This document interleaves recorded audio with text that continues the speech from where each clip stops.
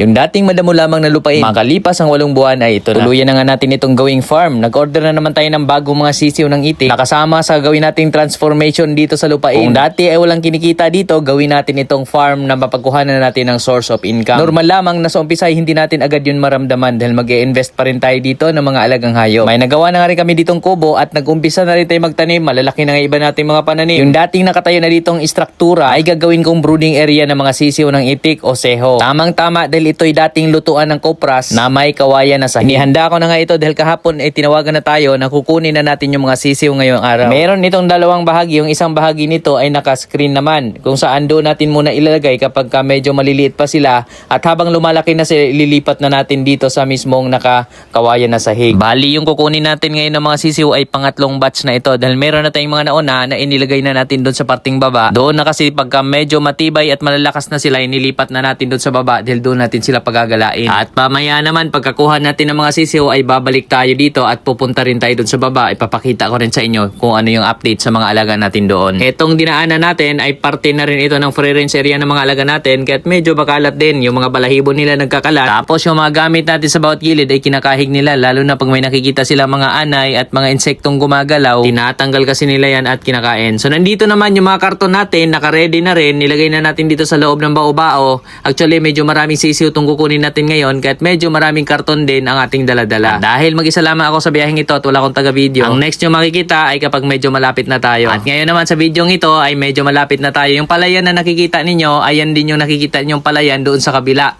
At yung kubo natin ay nandun sa kabila, yun yung pinaglalagay natin ng mga itik. At doon sa pinakaibabaw nun, may kalsada din doon at doon tayo galing kanina. Medyo malapit lang naman kasi itong pipick upan natin ng itik at maya-maya nga ay nakarating na tayo. Nandyan na rin yung pagbibilhan natin ng sisiw at nandito na rin yung mga karton nilalabas na natin para siyang paglalagyan. Dahil dito, pipilian pa lamang din ito ng mga babae at lalaki. Siya kasi ang marunong mag-determine nun. Isa-isahin niyang titingnan yon. Ang binibili ko dito yung mga babaeng sisiw ng itik tapos meron siyang additional na mga lalaking itik na free naman na ipapadala niya. Depende sa akin kung gaano karaming lalaking itik ang gusto kong dalhin kung marami naman. At tamang-tama nga pagdating natin, nandyan na yung mga sisiw malalakas na, maliliksi na, malulusog pa. Maganda yung hatch ngayon ni Sir. At ito nga ay pangalawang balik ko na to. Nung unang balik ko ay marami din tayong pinick up dito ng mga sisiw.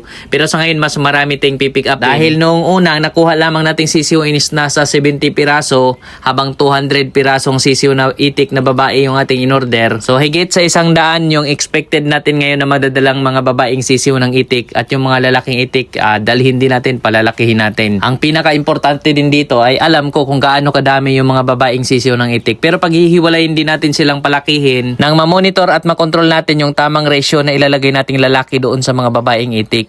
Usually ang ratio niyan sa nabasa natin sa Google is 1:10.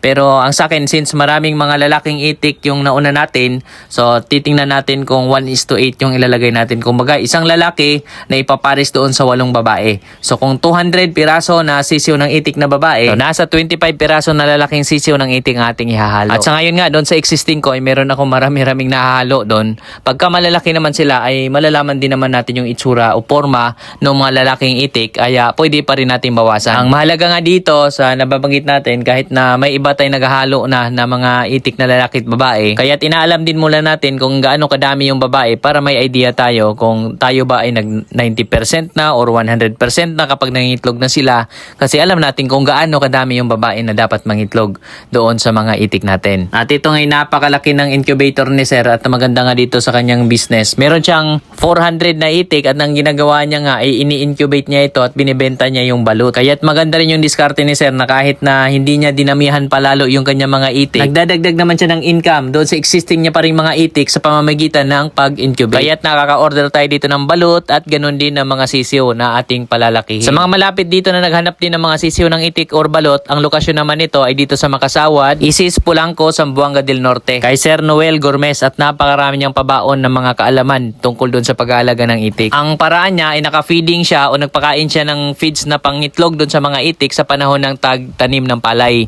Tapos sa panahon naman ng tag-ani ng palay, so libre yung mga palayan, pwede niyang pakawalan yung mga itik, pinapagala niya naman sa pastulan, pinapastol niya kumbaga yung mga itik niya.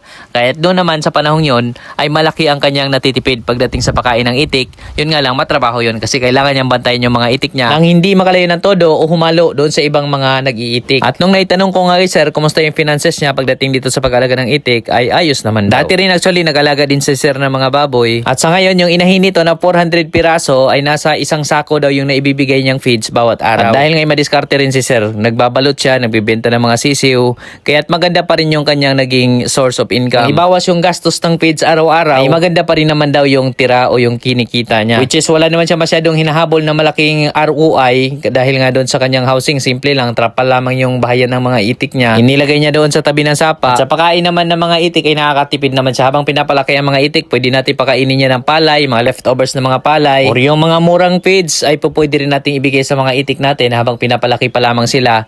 Dahil mas kailangan kasi nila ng mataas na klase ng feeds kapag kasi sila nangingitlog na. Kaya kailangan talaga pag nangingitlog na iling mash. Doon nga sa akin, sa paraan ko ngayon, yung mixture ko naman na pakain ay naghahalo ako ng mga kangkong, azola, yun yung mga pinapakain natin na hinahaluan din natin ng darak at feeds na habang pinapalaki pa natin yung mga itik at wala pa tayo doon sa pangingitlog nila, pwede naman yung ganun ang binibigay natin. Na makakatipid din tayo sa gastos pagdating sa pag-iitik natin. At doon nga sa income ni sir dito sa itik, sabi niya nga, kahit papano mas malaki naman yung kinikita niya kumpara sa dati noong siya ay nagtrabaho. Kaya mas lalo nga ako na-inspire dito sa pag-alaga ng itik, lalo na talagang masaya ako habang nakikita ko itong mga itik dahil napakaganda nilang tingnan, napakalakas nilang kumain at sobrang masayahin ang mga itik lalo na kung may tubig. Kahit kapag kasama na nga natin yung mga itik ay talagang mapapasaya din tayo. So dito naman, matapos nating ipunin tagalin doon sa incubator, ay ito naman yung iniisa-isa ni sir lahat ng mga sisiw ng itik para malaman kung yun ay babae o lalaki. While ako tinry ko ay nahihirapan ako magtingin, pero si sir talaga ay sanay na dito. Pagka tinitingnan niya na nga ito ay palatandaan nga nun, pag may patulis na nakikita, yun ay lalaki. Kapag wala naman or parang pahati, yun ay babae naman daw. Kailangan din kasi dito matalas ang ating mata dahil maliliit din masyado. Kaya't kapag ganito na yung pinasok nating business ay kailangan marunong tayo magtingin din ng lalaki at babae doon sa mga sisiw. Pero ako dahil hindi ko pa ito masyadong alam, siguro ay sa itlog muna tayo mag-focus. At pwede rin naman nating ibenta kay sir yung mga itlog ng itik dahil meron siyang napakalaking incubator. Medyo maliit lamang kikitain natin nun, pero ayos na rin yun. Importante meron pa tayong panggastos ulit, pambiling feeds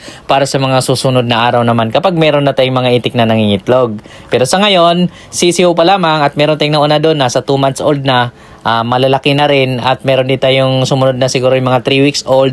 Tapos ito naman, day old chicks. Sunod-sunod na ito hanggang sa mabuo natin. Yung target goal natin na sana ay umabot pa na mas siguro mga 1,000 na itik na babae. Ay nako, napakaswerte na nun. Business na talagang maganda yon pag ganon. Kung mangitlog man lahat yung 1,000, pero syempre pahigitan pa natin, gawin nating mga 1,200 na babae para kahit papano may chance na maging 1,000 yung itlog. Dahil hindi naman sure yan na talagang 100% nun ay mangingitlog. Minsan nasa 90%, maswerte na yon. So kung 1,000 times palagay nating 10 pesos lang ang itlog, usual kasi ngayon sa amin 12 pesos ang presyo ng itlog. So kung 10 pesos times 1,000, so meron tayong 10,000 pesos in one day. Bawasan mo ng feed, siguro nasa 2.5 sako ng feed yun araw-araw. So mga 5,000 pesos din, meron pang tirang 5,000. Bawas pa mga vitamins at syempre yung ROI na hinahabol natin, yung sa gastos natin habang pinapalaki yung mga sisiw, kahit papano ay may matitira pa rin naman. Ang sarap naman mag-compute, pero hindi pa natin alam talaga kung ano yung kapalaran natin pagdating sa mga itik. Dahil ngayon pa lang, nasa sisiw pa lang tayo, hindi pa natin alam kung ano yung mga mangyayari. Pwedeng madali yung mga sisiw natin, pwedeng mabawasan yung mga pinapalaki natin, so pwedeng kaunti na lang matira, pwede rin na wala nang matira. So napakarami ng risk bago natin yun marating. Pero syempre, bukod sa lakas na loob doon sa pag-uumpisa or inumpisahan natin na bagong business, ay kailangan meron din tayong tibay ng loob. Handa tayo pag may pinasok tayo, handa tayo sa anumang pagsubok na maaari nating suungin. At ayun, dahil malapit lang naman tayo at meron na nga rin tayong feeds na chick booster na handang ipapakain sa mga sisiw, ay diretso na nating ilagay dito sa ating lagayan ng mga sisiw ng itik. Ayan po, ang sekreto naman para hindi tayo mamatayan masyado ng mga sisiw habang binabiyahe natin, ay ilagay natin sa maraming karton. Medyo kaunti lang sa bawat isang karton, siguro may 25 to 30 piraso. Depende sa laki ng karton, wag nating punuin ng todo. Tapos tuwing gabi nga rin, ang gagawin natin dahil hindi tayo naglalagay ng ilaw, ay ililigpit natin sila sa karton. Ganun ulit kung gaano kadami yung nilagay natin nung pagbiyahe,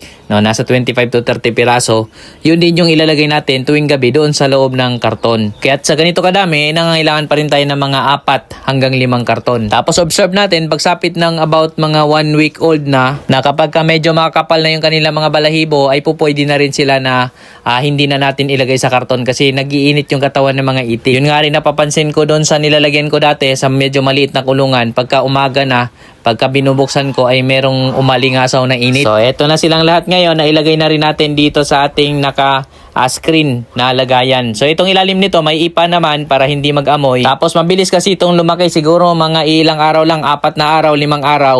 Medyo malalaki na ito at minsan nagsisiksikan na sila sa ganitong kulungan. So ang gagawin naman natin ay ililipat na natin sila dito sa baba. At itong mga sisiw kasi ng itik talagang masigasig ito, maligalig, magalaw masyado, malilikot kapag medyo malalaki na sila. Kaya talagang makikita mo dyan sa areang yan ay magmumukhang masikip na dahil dun sa kanilang masigasig na galaw. Ito na yung mga karton naman, iniiwan lang natin dito dahil ngayon mamayang gabi ay gagamitin din natin. Ayan naman, pakain naman tayo ng mga sisiw ng itik dito sa baba.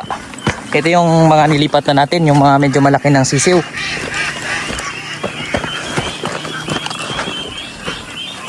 Tapos nandyan din yung mga nauna pa nating mga itik. Ayan. Laki na. Gutom na oh. Nahingi na sila ng pagkain oh. So ayan, bilisan na natin.